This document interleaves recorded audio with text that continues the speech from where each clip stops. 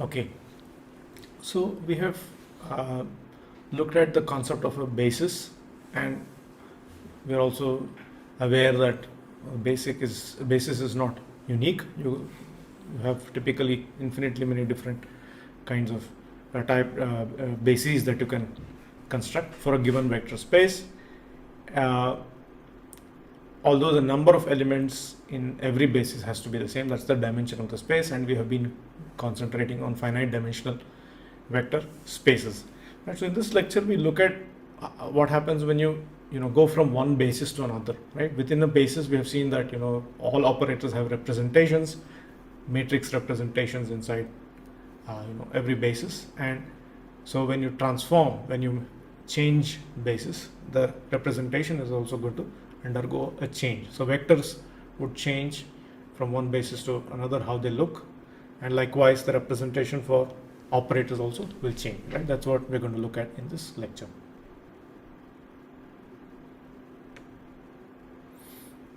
Okay, so suppose you have a basis BE, I'm calling it BE, and you have another basis BF. Right, so the first basis has the elements E1, E2 all the way up to En, and the second basis has the elements F1, F2 all the way up to Fn. Right, so necessarily both of them have exactly the same number of elements, that's n, right, because the dimension of the basis of the vector space is n. Right, so each of these bases will have n elements. Now at this point I am not demanding that either of these bases must be orthonormal. Right, that's a special kind of basis. We will come to that a little bit later. So let's start very general. We have two generic bases. So since BF is a basis, every element of BE, right, I mean every element of BE is a vector which belongs to that space, and so it can be expanded as a linear combination of the vectors of BF.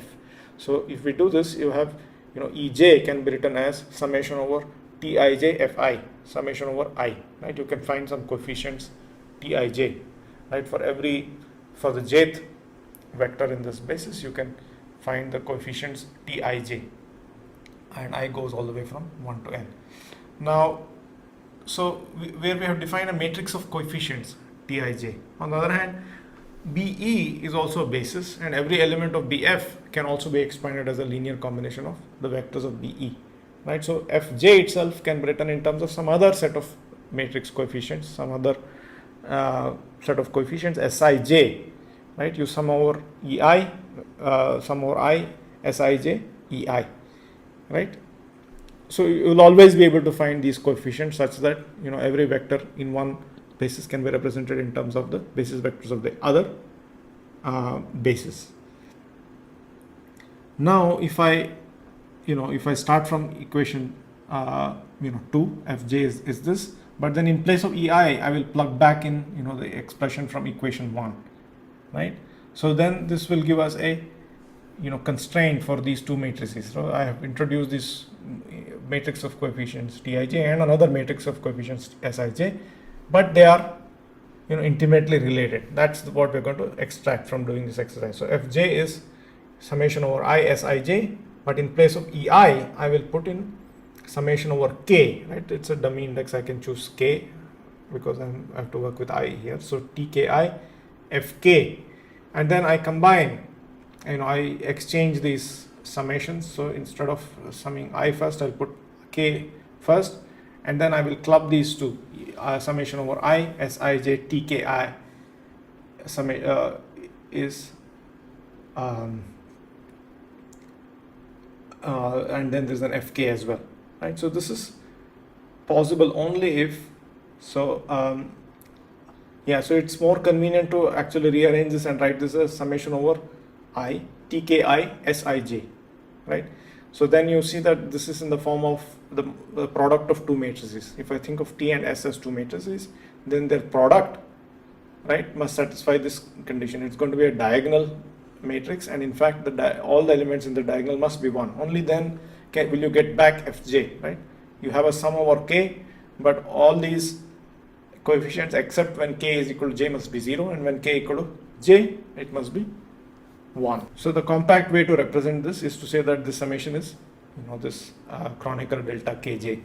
Right, another way of saying this is that T times S, the matrix T times the matrix S is equal to the identity matrix, or equivalently S and T are inverses of each other, right? So that's what is the connection between these two transformation matrices, right? You go from one basis to the other, and there is a this basis transformation necessarily must be invertible, right? You cannot have any non-invertible transformation. If you go from one basis to another, then there is a way to get back to the original. So there is no loss of information in going from one basis to the other, right? That's what is meant by it being a change of basis. Okay, so necessarily both these transformation matrices are non-singular, right? If it is a singular matrix is not invertible, as we know. Okay, so what happens to matrix representations? How do they transform, right? So we have looked at the basis vectors. So in general, vectors also undergo transformations, but so do operators, the representations of operators, right? Operator is an abstract quantity. Nothing happens to an operator if you change basis, but the representation of the operator is different in different bases, right?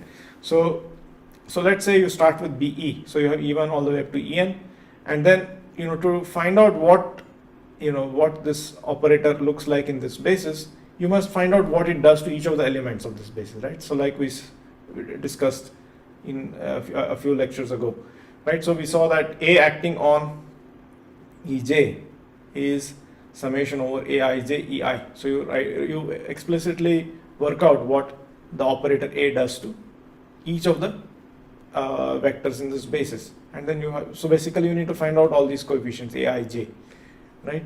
So this is the representation for this operator in this basis, and likewise there is a representation for the same operator in a different basis, right? That's the other basis which I have called BF. Now to work this out, let us see how we can work out what this operator does to the elements of the second basis in terms of this transformation matrix and the matrix elements in the first basis of the linear operator. The representation of the operator in the first basis, we'll want to connect it to the representation of the same operator in the second basis. Okay, so in other words, what we are interested in is finding out what A does to Fj. So what A does to Fj is the same as what A does to summation over K Skj Ek, because we have written Fj as summation over this I Sij Ei. In place of I am putting K, it's a dummy index, it gets summed over. So I have in place of Fj I put this summation, and then it's a linear operator, so it goes right through. So I have summation over K Skj, the operator A acting on Ek. Now but I know what happens to this vector Ek when A acts on it, because I have written this out in terms of the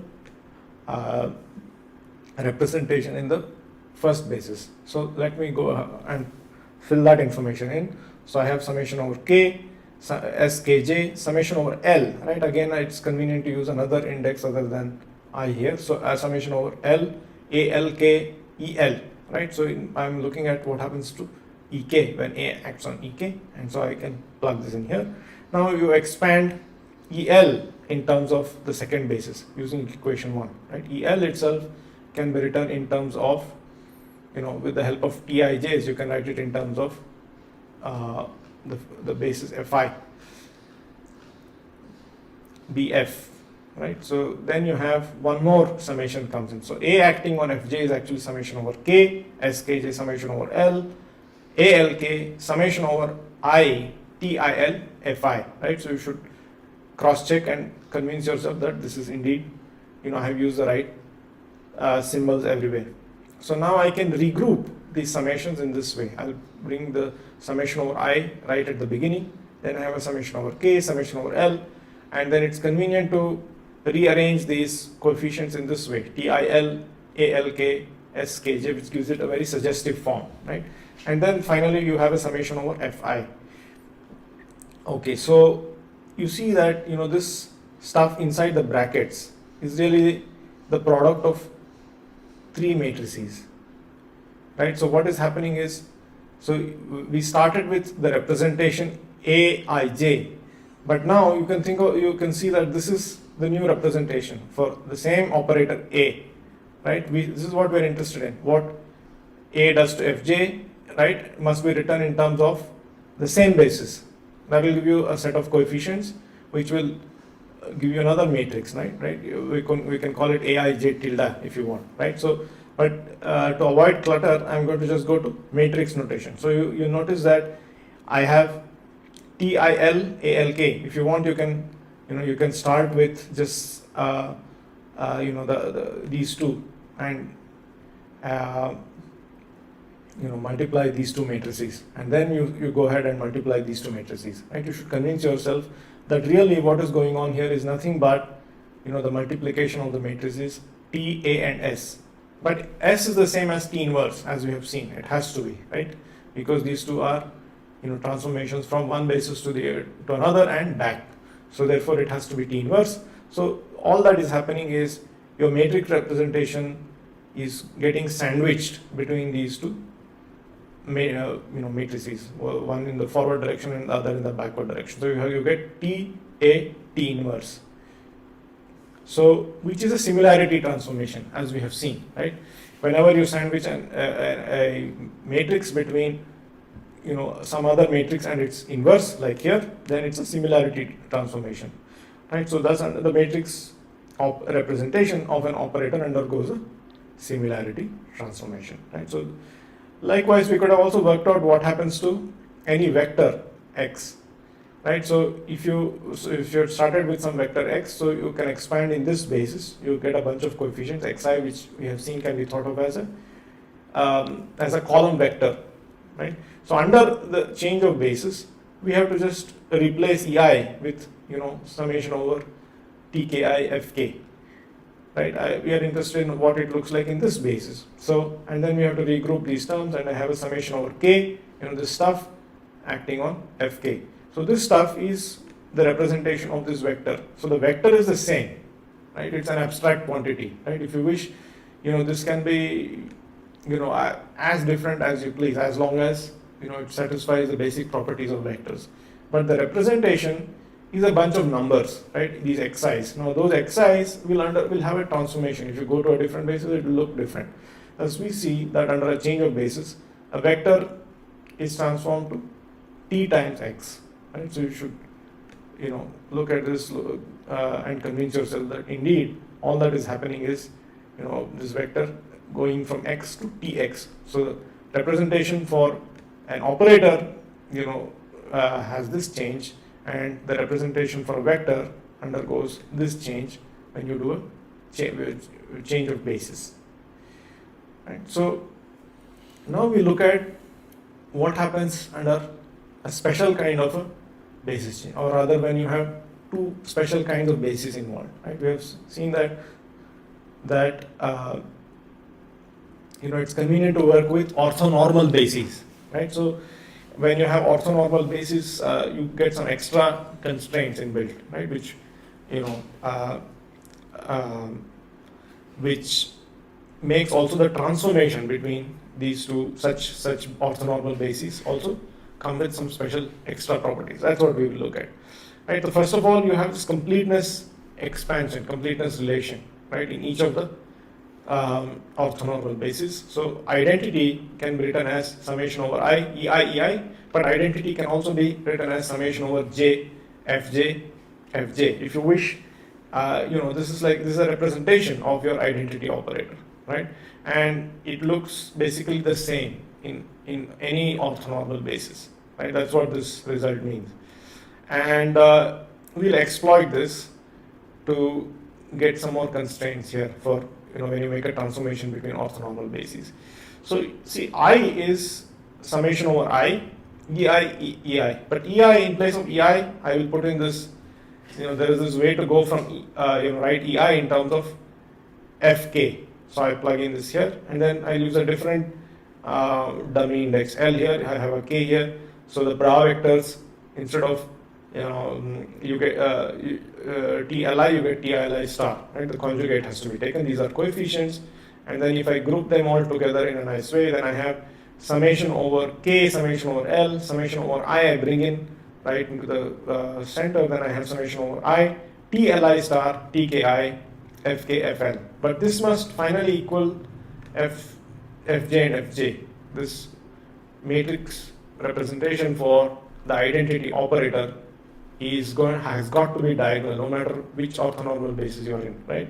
So that means this has got to be Fj, and that the only way that can happen is if you get a delta function here, right? So this quantity must go to delta KL, and then so all the double sum will become a single sum, and then you get only diagonal terms, right?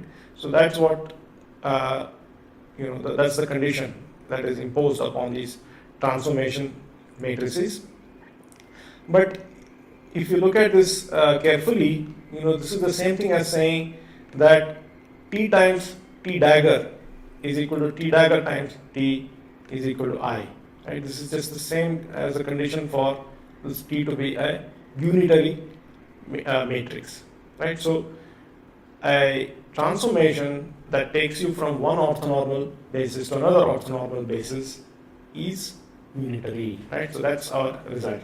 So for a unitary operator or a unitary matrix, so we know that the inverse is the same as the dagger itself. So T inverse is equal to T dagger. So the similarity transformation, right, which operators undergo when you change basis. So instead of it being just TA T inverse is the same as saying it is TA T dagger for a unitary transformation. Okay, so that's all for this lecture. Thank you.